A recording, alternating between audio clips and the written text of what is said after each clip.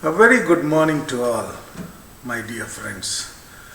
Today I will be discussing about an interesting concept, the product life cycle, popularly known as the PLC. We can draw an analogy between the span of human life and that of a product. Let me elaborate on this. We all know prior to the birth of the child, publicity is there in our society that a child will be born in this month. As the child has come to the society, he or she compete with many other children of his or her age. Then in the maturity stage, a person achieves a lot and becomes more productive. He or she wants to extend this stage to eternity or for eternity, which is unfortunately not possible for most of the people. But a few succeed, like the Big B, Madhuri Dixit, the Argentine magician Lionel Messi, who plays for the Spanish club Barcelona, or popularly known as Barça, the hard-working Portuguese Cristiano Ronaldo, who plays for an Italian club Juventus. Now there are rumors that Real Madrid is eyeing on Cristiano Ronaldo for a record-breaking transfer fee. And not to forget our own Laleta. Then comes the decline stage. In this stage, the person's image also becomes saturated till the time he doesn't reinvent himself. So, in a decline stage, if the person doesn't reinvent himself or herself, then he or she is going to finish. So, in this stage, the person has to start adding more and more diverse skills in his profile. The best example I can give you for a person who has successfully added diverse and more skills is our Amitabh Bachchan, or popularly known as the Big B. Still at the age of 78, he is the costliest brand. Now let us get into the intricacies of the PLC. When you launch a new product in the market, you are sending it on a journey. In most cases, its performance is neither constant nor linear. So students, please keep this in mind. It's not science. You cannot predict exactly how the product will perform in the market. So how does it evolve? Scientists have observed the evolution of how products perform in the market, and in doing so have identified different stages which virtually every product will go through. If you want to be able to predict how a product will evolve or how it will perform in the market, how its profit will change over time, you should be familiar with the product life cycle model. Being able to predict a product's life cycle and its different stages enables companies to plan more reliably and even sometimes avoid unpleasant surprises. Basically what I mean to say is, it makes you proactive and makes you ready for the threats that the company may face in the future. So now let's see, what is product life cycle? The product life cycle is a business administration term which is applied more generally rather than to individual product. It is not regarding an individual product, it is regarding a product line of an organization. It is to evolve the market over a long period of time. It is not about the longevity of a single item, but rather about how a product group or service will evolve on the market over a long period of time. Products goes through 4 stages, like as I had explained earlier, in a span of human life, right from introduction on to their decline. The product life cycle has a strong effect on the revenue and thus also on the company's profit. Therefore, it's important to address this before launching a product onto the market. Let me show you a graph which clearly depicts the product life cycle. This graph, if you look, it clearly shows all the 4 stages, the profits and the revenues. So just go through the graph. I will give a pause for 20 seconds for you to understand the graph. Okay, we can expect to see different profit margins for each stage in the product life cycle or the PLC. However, there are no set time frames for how long each stage will last. This depends on the product, the market, the competition and the industry. So there is no set time frame meant for the products. Different products have different stages, different time frames for different stages. Some products have a very short life cycle, especially those arising from trends and fads like video game markets, yogurts, frozen yogurt chains, etc., while others have a very long cycle in the market. Now let's get into the different stages one by one. The first stage in the product life cycle is the introduction stage.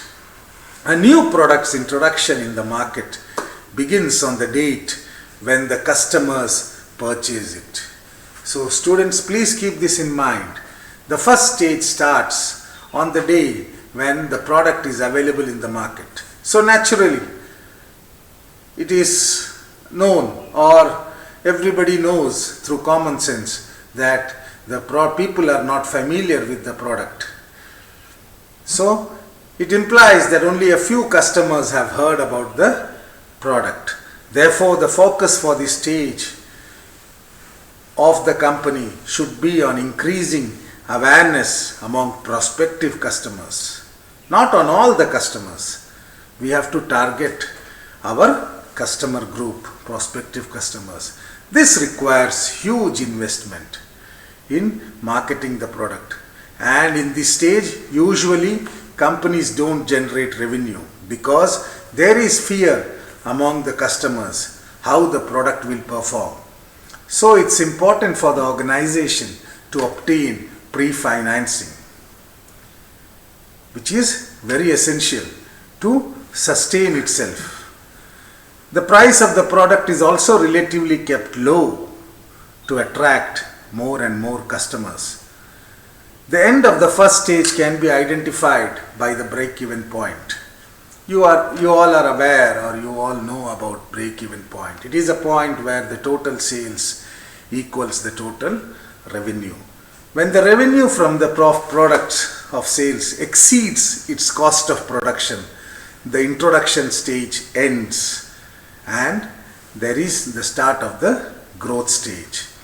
If this point is never reached, then the product launch is considered a failure and it will disappear from the market, sometimes along with the company.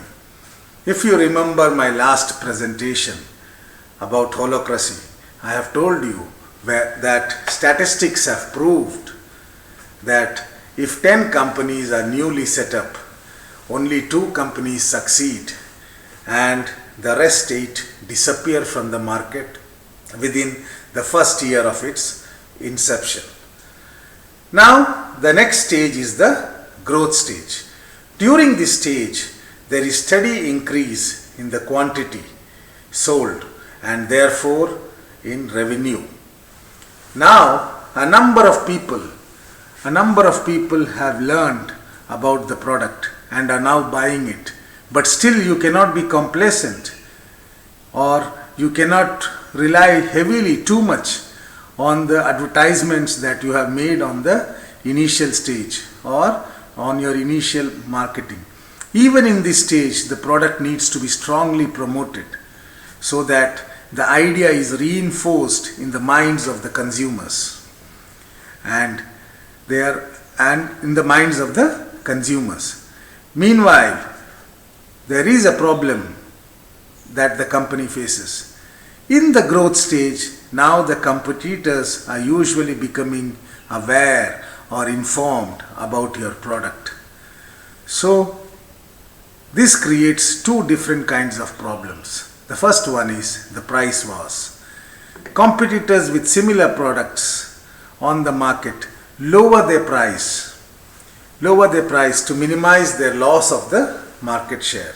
This is a problem that the company faces, because since competitors have lowered their prices, it becomes difficult for the new company to lower its own price. Another major problem is imitations. If your product is innovative or new, then their new product is imitated by the companies. The imitations compete with the original product by offering lower prices or better additional functions. The best example that I can give you is Samsung imitating Apple. Now, after the introduction and the growth stage, there comes the maturity stage. As I have already discussed, in the span of a human life, this is the stage which has to be extended. The company which extends this stage for a longer period of time gains the maximum benefit, because in this stage the product has already established itself. Sales will eventually peak and then slow down. Advertisement costs will come down. Typically this stage lasts the longest and generates the greatest profits. This is also a stage where the product faces its toughest competition. So, to survive or to extend this stage, the companies have to take various measures to avoid ending of this stage soon. The various measures, some of the measures that companies take are: new versions of the same product can help maintaining interest and give it a competitive edge. One of the examples that I can give you is iPhone X related to previous iPhone. Another measure that company can take is marketing during this stage can be focused more on product differentiation and less on actual innovation. Taking the phones, iPhone over Android phones. Another way in which company can extend this stage is by reducing their price or going for price wars. You can see it. The best example that I can give you is about a low-cost airlines, Fly Dubai, competing with Qatar Airways in reducing the price. They don't even give you a bottle of water inside the flight, but the price is very less. The safety part, that is the customer's risk for getting lower price. Since they are already established in the market, another way that the company can extend is, since they have already established in the market, they can use their own or their distribution network, the strong distribution network, to win more customers by being widely available. So, by using any of these measures or a mixture of these measures, the company can extend its maturity stage. Then eventually comes a time when the decline starts, when the company is no longer making a profit from the product. This stage can often be identified by the fact that not only are the products selling less, but the entire market has shrunk. That means the product is nearly being, people are getting bored of the product. They want something new. At this stage, the marketing is no longer effective. Alternatively, the companies have two options. One is product elimination and second is further development. Product elimination, the name itself tells, means taking off the product completely from the market and focusing on a new product line. Removing a product is not admitting defeat. So, the ego should not be hurt because it is a calculative and a necessary step. Once you remove the product, this ends the product life cycle. The best example that I can give is about Hyundai Santro, which existed from 1998 to 2014.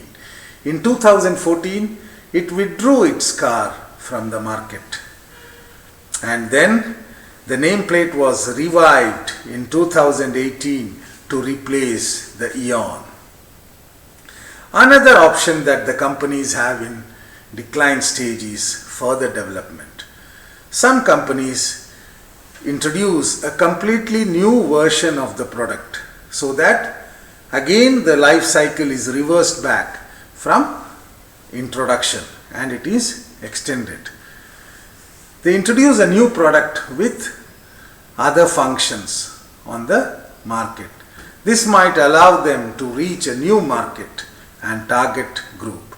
It is also possible to go for a new version, to go through the PLC again, thereby extending it. Example I can give you about reusable straws, hidden cameras, etc. So these are the 4 stages: introduction, growth, maturity and decline.